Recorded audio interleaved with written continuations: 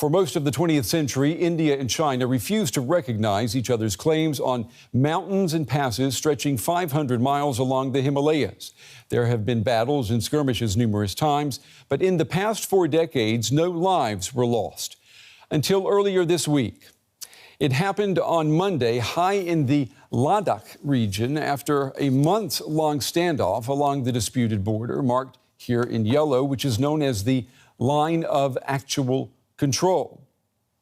Now, this was a skirmish between 2 major regional powers, 2 nuclear nations, but the fighting wasn't with guns, rockets, or other modern weapons. In fact, no shots were reportedly fired.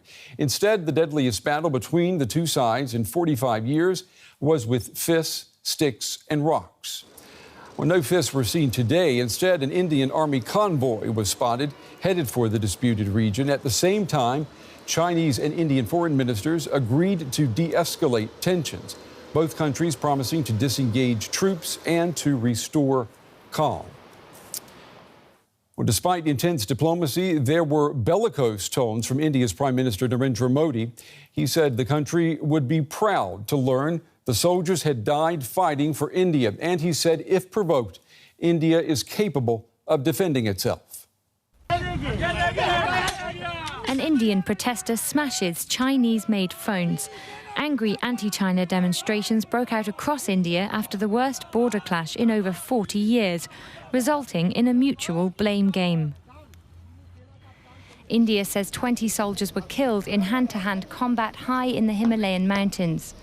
They fought in the dark, it says, armed only with rocks, some soldiers plunging to their deaths in sub-zero temperatures.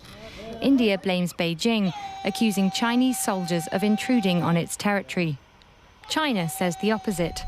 But amid nationwide outrage, India's nationalist Prime Minister was under pressure to respond aggressively. He vowed that the soldiers will not have died in vain.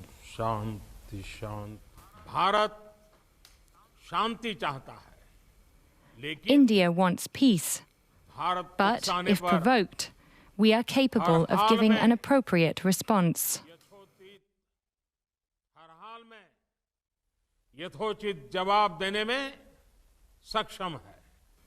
For its part, China blames India.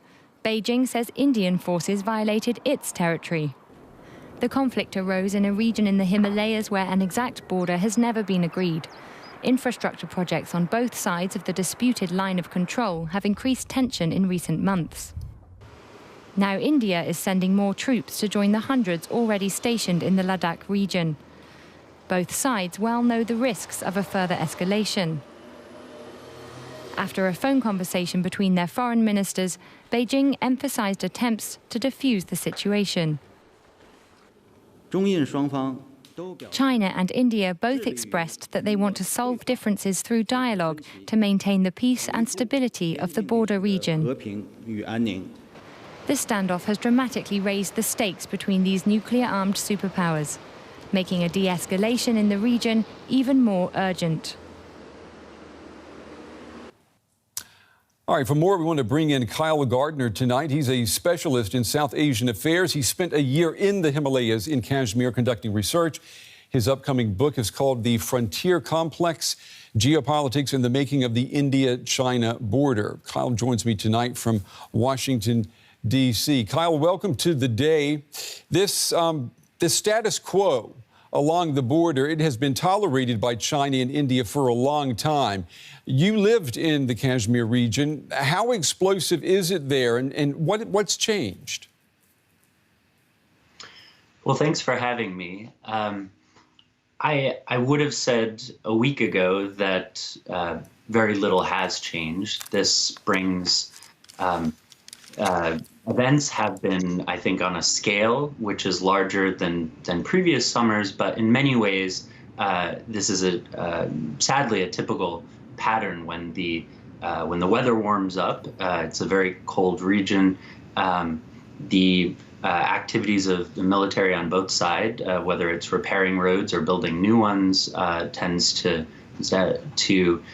take place over the short summer months. However, with the events on Monday and as you noted earlier on the program, the first loss of life in 45 years, I think this has taken a very serious turn. Well, the soldiers, we understand, used bare fists, sticks, and stones against each other. I mean, that does not sound like either side has been seriously preparing for a confrontation. How do you read it?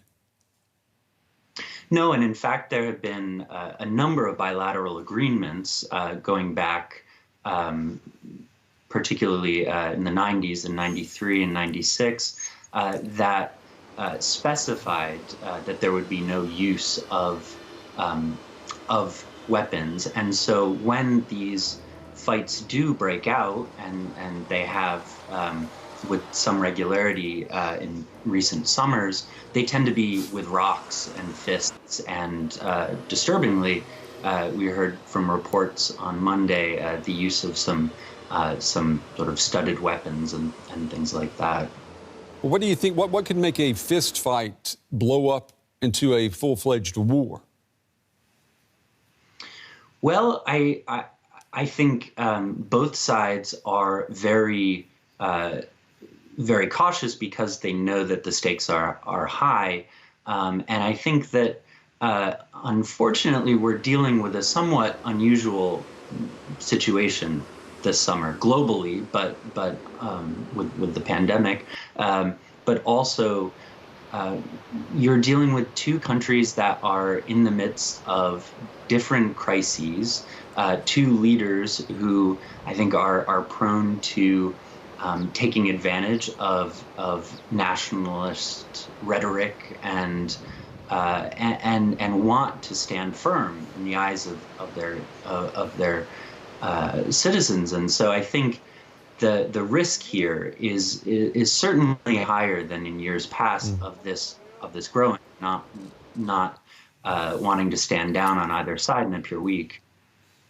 There is a lot of talk about a new Cold War now between the U.S. and China, and that puts India in a position where it has to choose, and of course it would choose the United States. If this were to become a serious conflagration, what is the risk of this becoming a proxy war between China and the U.S.? Do you see that risk being significant? There is certainly a risk there, and despite trade tensions between the U.S. and India, I think it's absolutely fair to say that U.S.-India relations have grown warmer and closer, particularly in terms of defense. That said, also U.S.-China relations are growing colder. So I think there's no doubt that there's no doubt where the U.S. falls in this dispute, and statements that have come out in recent weeks from various U.S. officials have supported that. President Trump tweeted a couple of weeks ago that he would be willing to mediate, which is something that neither side wants. But I think there certainly is a risk of this becoming a larger geopolitical issue. You mentioned the coronavirus pandemic. I mean, what role does it play here? There has been talk that for the past 2 months, China had no new cases of infections and was not distracted by the virus, and therefore became emboldened to act along the border. India, of course, has been dealing with ever increasing numbers of infections. Is the coronavirus, is it playing a big role here? That's a good question, and I think one that, at best we can maybe speculate that it is playing a role, although I'm not exactly sure, and I think it would be unfair at this point to sort of speculate how exactly. Certainly, though, both countries' economies have taken serious hits, and while China is further along the road to recovery, India, as you rightly point out, is seeing daily increases in spikes. I think just in the past 24 hours, they've hit a new record with something like 2,000 reported deaths, and I think they're now fourth behind the U.S., Brazil, and Russia in total cases. So I think it's certainly a factor, but how exactly that is playing into the calculus of these governments, I don't know. Okay. Kyle Gardner, specialist in South Asian affairs and a visiting fellow at George Washington University, joining us from Washington, D.C. tonight. Kyle, we appreciate your insights. Thank you. Thank you for having me. Well, the world is watching nervously as India and China clash over that disputed border. But can Germany play a role in easing tensions and mediating here? Earlier tonight, DW's Rosalia Romanich put that question to Germany's foreign minister, Heiko Maas. These are two large countries, and I don't want to begin to think about the conflict that could happen if this results in a real military escalation. That's why we are trying at all levels, on both sides, to bring about de-escalation. What's your message to both sides, and how can Germany mediate? I don't think that Germany needs to get involved everywhere as a mediator. But we are sitting on the UN Security Council, and we will take on the presidency in July. I believe the expectation in the international community is that countries like India and China should not get embroiled in a conflict that would not only affect those two nations, but also the entire region. And that's why we are doing what we can to influence both sides with a clear message to de-escalate this conflict and avoid a further escalation, especially a military one.